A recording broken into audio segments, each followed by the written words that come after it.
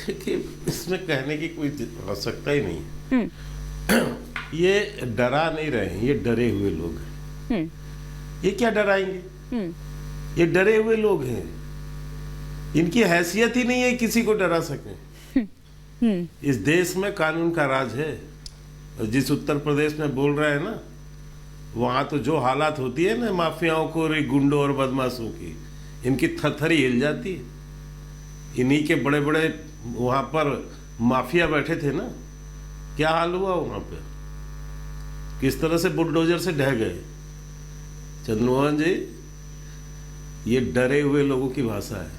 मुझे एक जवाब समझ गए आप क्या डराओगे? ये बोटी बोटी काटने वाला जो बयान था ना, इसके बाद हैसियत देख लिया था उन्होंने, क्या हुआ था। तो ये मत कहिए। रही बात, आपके नेताओं की विश्वसनीयता ही नहीं बची। किस मुद्दे की बात कर रहे हैं? इस देश के परमाणु हथियार समाप्त कर दिए जाए, सारे परमाणु हथियार को दरिया में फेंक दिया जाए, ये सोच है कांग्रेस पार्टी की? ये विपक्षी गठबंधन की बोलती बंद हो जाती है? इसका जवाब है कि देश के सारे परमाणु हथियारों को जो है नष्ट कर दिया जाए। राहुल गांधी की बोलती क्यों बंद है? मैं दे देता हूं जवाब। हाँ। ये तो गठबंधन के लोगों का बयान है ना, अब आप तो हो गया तो मैं जवाब दे दूं। मैनिफेस्टो का हिस्सा है ना। और भी लोग हैं भाई। ठीक है, आपकी बात पर क्विक रिएक्शन, लेकिन क्विक रिएक्शन फिर प्रोफेसर अखिल परमाणु हथियार और प्रोफेसर कपिल। हटाकर क्या करना? शर्मा जी, हाँ, के शर्मा जी शायद आज पढ़ के नहीं आए या यादाश्त कमजोर है कि डरे हम नहीं हुए, डरे सत्ता पक्ष के लोग पर्सनल हैं। कमेंट से बच नहीं, सकते पर मैं पर्सनल कमेंट्स नहीं है ये। हाँ। एक जनरल बात है, क्योंकि डरे हुए सत्ता पक्ष के लोग हैं, विपक्ष के नहीं हैं। क्योंकि विपक्ष के नेता राहुल गांधी निरंतर उन मुद्दों की आग लगा के देश की जनता के अंदर देश के प्रधानमंत्री और भाजपा को निरंतर जगा रहे हैं। यही कारण तो है कि डर के कारण क्या बोलना है हमारे प्रधानमंत्री जी को, वो देश की जनता चाहती है कि वो हमारे लिए बोले, और वो एक कौम के लिए और एक टीवी डिबेट में जगा रहे हैं, और जब जनता के बीच जा रहे हैं तो डरा रहे हैं। जरूरत आपको है या नहीं? ठीक है, अब एक एक कर सभी का एक एक रिएक्शन आ जाए, ओपनिंग रिएक्शन आ जाए। प्रोफेसर कपिल और प्रोफेसर अखिल को प्लीज अब विंडो में रखिएगा। प्रोफेसर, मैं आ रही हूँ क्योंकि शर्मा जी आ रही हूँ। इनको मैं एक जवाब दे देता हूँ। नहीं, हालात इनके आज ये हैं, शायद इनको जानकारी है, मैं मुझे पता नहीं। कांग्रेस पार्टी के पास तो कैंडिडेट तक नहीं है। अरुणाचल के विधानसभा चुनाव में 10 सीटें में कांग्रेस कैंडिडेट नहीं खड़ा कर पाई। निर्विरोध भारतीय जनता पार्टी के लोग चुनाव जीत गए। ठीक है, विधानसभा चुनाव में 10 सीटें। हाँ, ठीक है, थोड़ी मोड़ी नहीं है, 60 में से। और दूसरी बात, हाँ, राजस्थान में इनके पास कैंडिडेट नहीं, एक लोकसभा में एक को कैंडिडेट को टिकट। ठीक है, मैं इस पर आऊंगी। और आप सोच सकते हैं कि राजस्थान में भाजपा वर्सेस, ठीक है, एक मिनट, हाँ, भाजपा वर्सेस कांग्रेस होता है। ठीक है, आप इनकी ये हालत है कि कांग्रेस वहां टिकट नहीं दे पाई। 3 टिकटें किसको दे दिया? कम्युनिस्टों को। ये एक इंपॉर्टेंट पॉइंट है सर, इस पर मैं आऊंगी राजस्थान में, इस पर मैं आगे आऊंगी। लेकिन प्रोफेसर कपिल, डरा कौन रहा है? क्या कहे? क्या ये बौखलाहट है? क्योंकि इस गठबंधन, ये नहीं है कि इमरान मसूद कोई पहले हैं, सिलसिलेवार तरीके से हो रहा है, बार बार हो रहा है, हर दिन इस तरह की बातें सामने निकल कर आ रही है। कोई डरा रहा है, कोई धमका रहा है। देखिए, एक बड़े मजे की बात मैं आपको बताता हूं। ये जो इमरान मसूद कह रहे हैं, ये आज कोई नई बात नहीं है।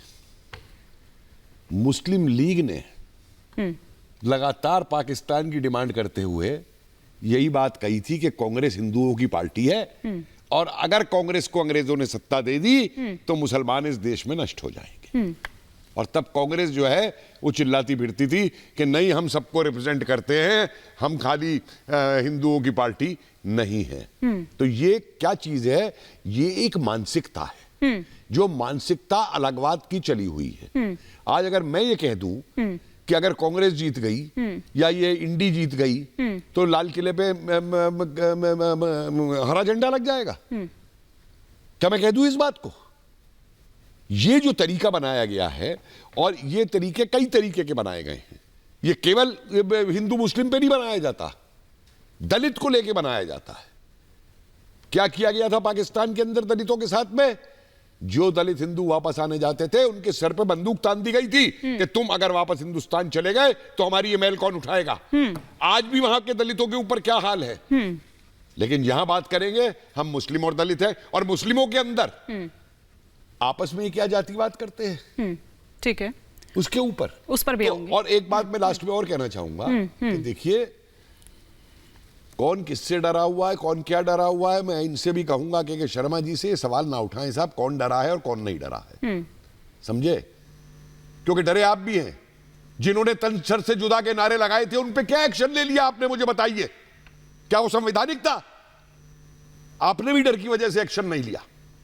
आपके हिसाब से क्या एक्शन इसलिए इस बात को, जो भी देखिए, संवैधानिक बोल है। हाँ। अगर आप ये नारा देते हैं तन छर से जुदा, हाँ। ये एक हमारे संविधान का वो है, हाँ, दूसरों के ऊपर करना, हाँ। जेल के अंदर डालना चाहिए था, क्यों नहीं डाला? ठीक है, तो इसलिए ये डरे, और इसकी बात छोड़ दीजिए। हाँ।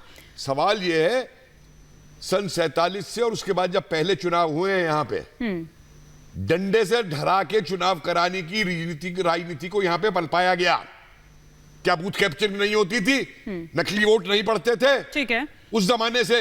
और ये जो कांग्रेस कहती है, कांग्रेस ने पनपाया था इन चीजों को। और एक बात लास्ट में और कह दूं, बड़ी बात रोज कर रहे हैं बेरोजगारी की, महंगाई की। ठीक है, अरे आज विश्व की जो स्थिति चल रही है, हाँ। उस विश्व स्थिति की स्थिति के अंदर, ठीक है, आज भी भारत वो देश है जिसमें सबसे कम महंगाई। एक एक कर चलते हैं सर, एक एक कर नहीं तो भारत का भी पाकिस्तान का हाल हुआ होता। का पहले ओपनिंग कमेंट आ जाए, फिर आज सेकंड भी भारत वो देश है जिसमें सबसे कम महंगाई है। ठीक है, सेकंड और आज भारत अपने पैरों पे खड़ा हुआ है।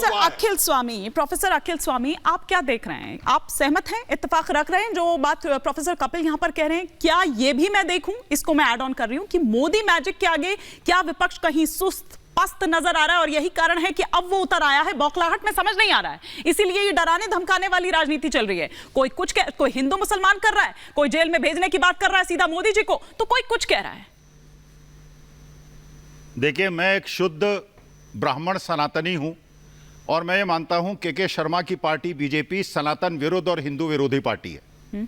जिस प्रकार से राजकोट के अंदर एक व्यक्ति ने, जो बीजेपी का कार्यकर्ता और नेता है और जो इलेक्शन लड़ रहा है, क्षत्रिय समाज का जिस प्रकार से खुलेआम अपमान किया, हिंदू समाज क्षत्रिय समाज के साथ खड़ा है।